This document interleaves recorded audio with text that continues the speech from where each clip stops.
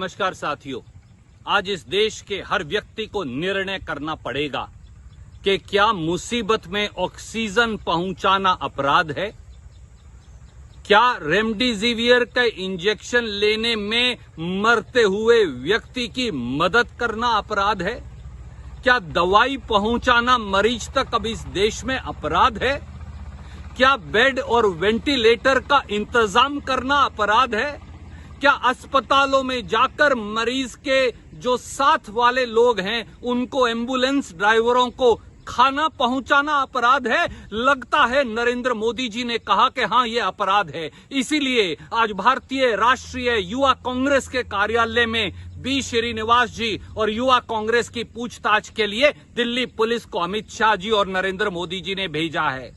क्या इससे भी घृणित और गिरा हुआ कार्य कोई हो सकता है?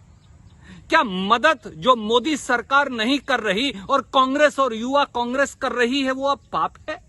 शर्म करिए मोदी जी, शर्म करिए। आपकी सरकार को चुल्लू भर पानी में डूबकर मर जाना चाहिए। युवा कांग्रेस और कांग्रेस सोनिया गांधी जी और राहुल गांधी जी के मार्गदर्शन में इसी प्रकार सेवा करती रहेगी। हमें हथकड़ियां लगाइए, हमें जेल में डालिए, पर ऑक्सीजन दिलवाने, रेमडेसिवियर का इंजेक्शन दिलवाने, वेंटिलेटर और बेड दिलवाने, भोजन दिलवाने और कोरोना मरीजों की मदद करने से युवा कांग्रेस और कांग्रेस के साथियों को आप कभी नहीं रोक पाएंगे। ये हमारा संकल्प भी है और हमारा दृढ़ निश्चय भी। धन्यवाद। जय हिंद।